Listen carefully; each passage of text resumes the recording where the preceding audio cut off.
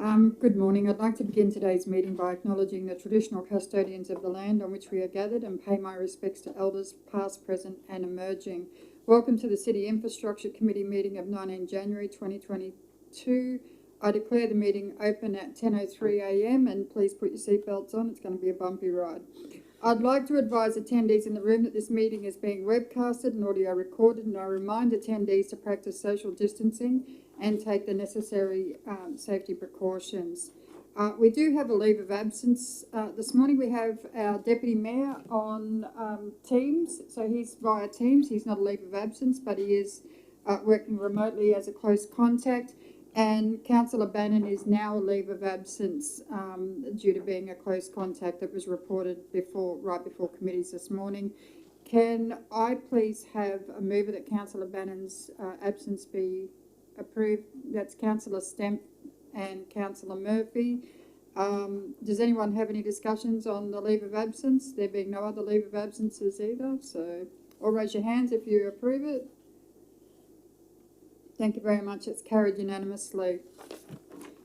Okay, I note that there have been no reports submitted to the City Infrastructure Committee meeting of 19 January 2022. That being said, I just want to take a moment to reflect on the start of the year. Our roads and water crew did a fantastic job over the Christmas break of keeping the city running. I would like, Director, to you please pass our thank you to the teams that worked particularly over the public holiday period and those that kept the city running throughout that time. I did receive a briefing from the water crew yesterday in relation to divisional matters, and one of the things that struck me, and I'm sure they'll be speaking to the divisional councillor, is the good news on the Springwood Reservoir. In relation to it reopening and people being able to go back up and utilise that fantastic service that's been so dearly looked after by the divisional councillor. Now, my understanding is it will be open half and half while investigations are looked at into Tank 1. So that's a great outcome from the crew working over Christmas in getting that outcome positively done. That being said, we have no reports. So does anyone have any general business for any of the branch managers? Councillor Bradley. Thank you. Through the chair, I'm very grateful that you expressed that because I didn't even know. I do have a meeting tomorrow via Teams with the appropriate manager, but certainly it would be public fury if that water reservoir was closed permanently. But anyway, I'll look forward to that meeting. Thank you. Yeah, it's an absolutely beautiful community piece of infrastructure, and you know, I think as a divisional councillor, the way that it's been looked after is really commended, and I know that the community really want it open, so it's just great news. Does anyone else have? Councillor Jeremiah.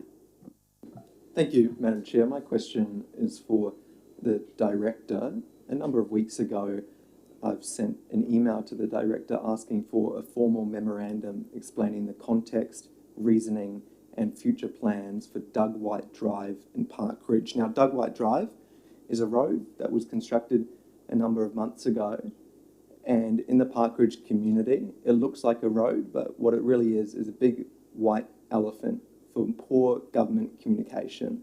This road was built and it's been blocked off ever since. The community doesn't understand why.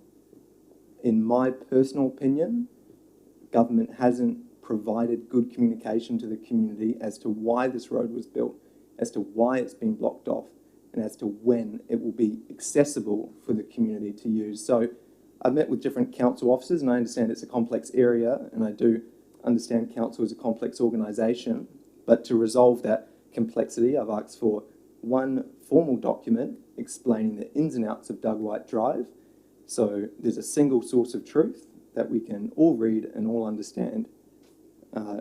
Mr. Director, what's the time frame on that formal memorandum, and when should we expect to receive it?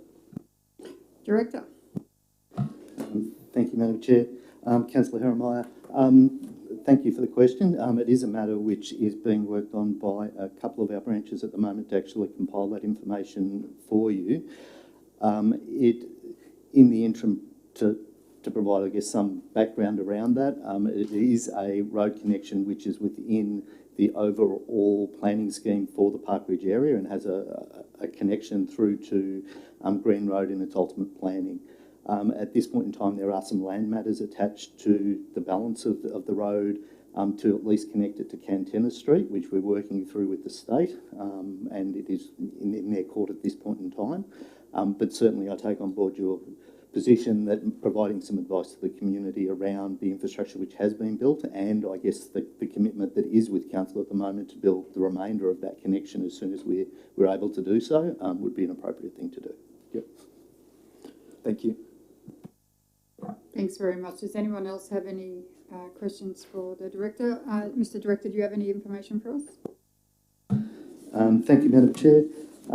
Just by way of general business, I was going to talk to the fact that the Department of Transport and Main Roads, through their Director General, has actually written to Council in the last couple of days in regards to an opportunity they have for local authorities to join with them in regards to some promotional works around bike riding across the state. They're looking for 2 local authorities to join with them. It would be a program that would be run and funded by them, and predominantly around trying to increase the usage of cycling, and more particularly so actually with women. They've identified that they're actually an area where there is a latent ability to do that, and trying to do that. So there will be a report which will come to the next round of committee requesting council's endorsement on that. In the background, we will look to put together an expression of interest to be involved in that process, but that will come up at our next round. Just to interrupt you, Councillor Bradley, do you have a question on that issue? Yeah, I think I might be the only, maybe I'm wrong, female councillor here that rides. No, maybe I'm not. Cycles. That sounds awesome. Particularly when we'll have the V1 very close to Springwood, probably by that time. That'll be great to. I know there's a lot of female groups that cycle on that V1. So yeah, that'd be very welcome. That's all I want to say.